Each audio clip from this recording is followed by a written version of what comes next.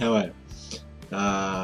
I'm good. Today I went down the beach because the beach is 5 minutes away, and I was swimming around, getting a tan. Actually, no, I got sunburnt because I don't tan.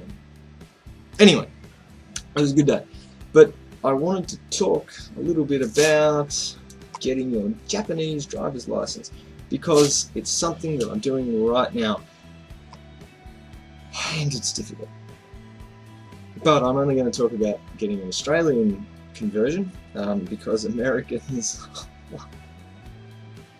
Sorry guys, but it really sucks for you guys. Apparently, you'll have to look this up. You're going to need to do most of the steps that I'm going to talk about today, but you're also going to need to do like the driving test and the knowledge test and so on and so forth. So there's better resources out there than what I can tell you about because I haven't done it. Anyway, so getting stuck into it.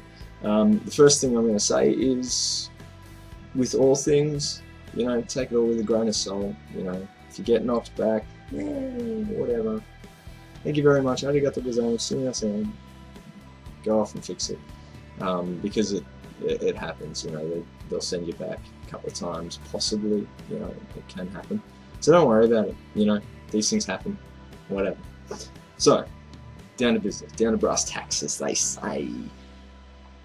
Basic outline of the process, it can be different from prefecture to prefecture slightly, and it might be a reflection of, you know, the amount of foreigners in a prefecture or a place. Where I am, there's no great deal of them.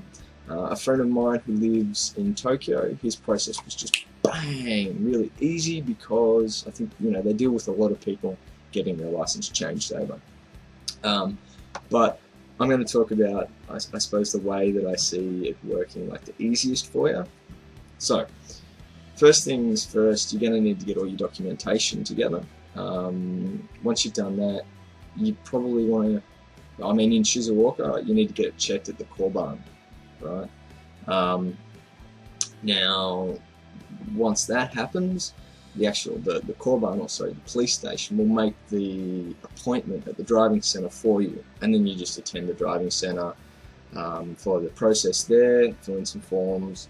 Here in Shizuoka, you need to do an interview, and then you get your license changed over.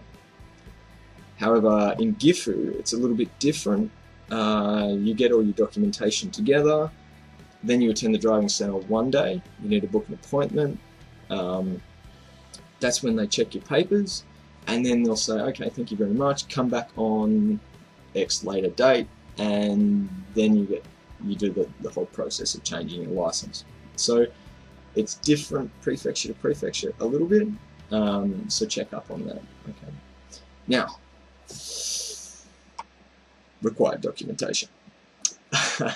So, of course, you're going to need to provide some things. First up, you're going to need your passport.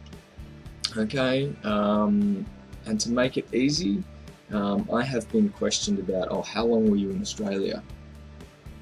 Because they want to know that you have driven for 3 months. So if your passport is a new one and you just left Australia, and like you got it in, like, say May, and then you're in there in June, and they're like, well, how do we know you were in Australia for, you know, the time that you were driving? So you might have to just double check on that. Most people shouldn't have a problem, but if you've got no real evidence that you're in Australia for the period of your driver's license, they might ask you about that, okay? So just be aware of that one.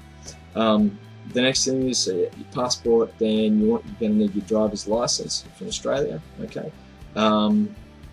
So you're going to need the physical copy of it, and good to make photocopies for everything basically, so front and back. Now the big thing to check is they want to see a date of first issue on your driver's license, and this is a big sticking point. I think some people have problems with this. I'm from Victoria, so on a Victorian driver's license, they don't have sort of anything. They just have the date of expiry, and that's about it. So what you're going to need to do is contact your RTA. So in my case, it's Vic Roads. And there we go. And you're going to want to get a driver's license detail.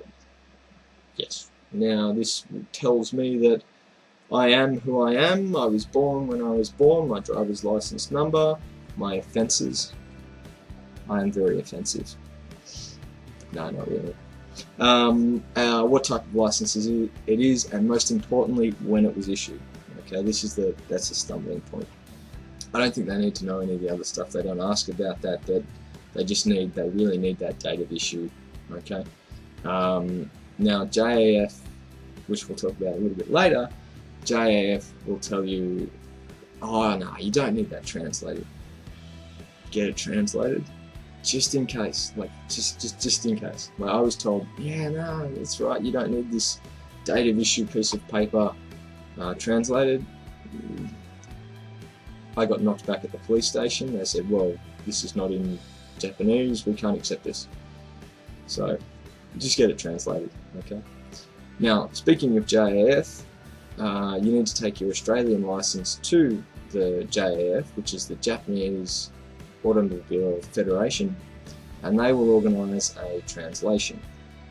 If you go to one of the major branches, I think the two that I've dealt with were Nagoya and the other one was Kanagawa. They have same-day translations. I'll put a link in the description below about where you can find that kind of information on their website. It takes about half an hour to 45 minutes depending on how busy they are.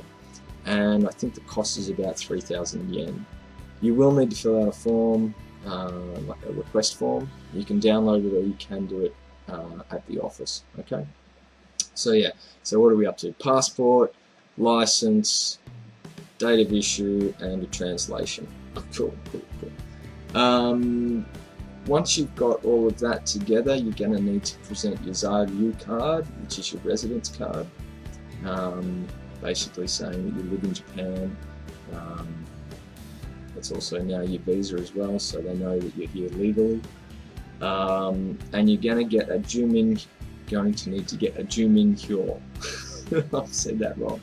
I'll put the English writing in the thing below. Juminhyou, which is basically a document that you get from your city hall. It's just what they're looking for is it's where you're from and that you actually live where you say you live. This is the one from my city hall here in Shizuoka. Basically, easy as pie to go in there and get it. It takes about maybe 20 minutes. I think it costs like 300 yen, I think, from memory. Pretty easy. The next thing you're going to need to get is some photos. From memory, they are 2.3 or 2.4 centimeters by 3 centimeters, and there's little booths you can get them done pretty much anywhere.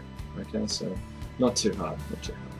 Also, make sure you have your Hanko or your inkan when you go to either your Korban or your driver's center. Okay, so my best piece of advice for you is make sure you've got all your documents together. Okay, do your research. Make sure that all the documents that you can find that you need, you've got. If you can, get them translated into English.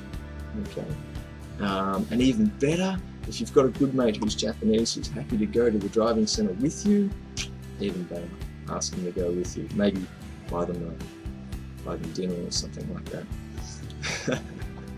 And that's about all.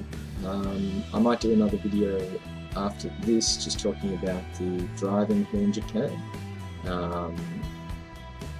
Basically, it's pretty similar to Australia, but there are some little differences that are probably worth talking about.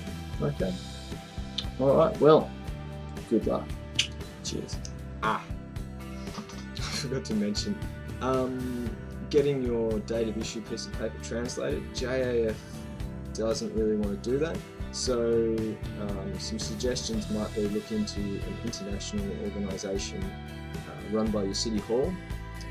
That can sometimes work. I got mine done through my company. Other options, sometimes maybe an English language school might be able to do it for you. I'm not sure about that one. But certainly your driver's centre that you're applying to, and possibly even the core bar, might be able to help you out on that one, okay? And the other thing is, you're going to need to take some money to the driver's centre. I think it's about 4,000 yen? Possibly.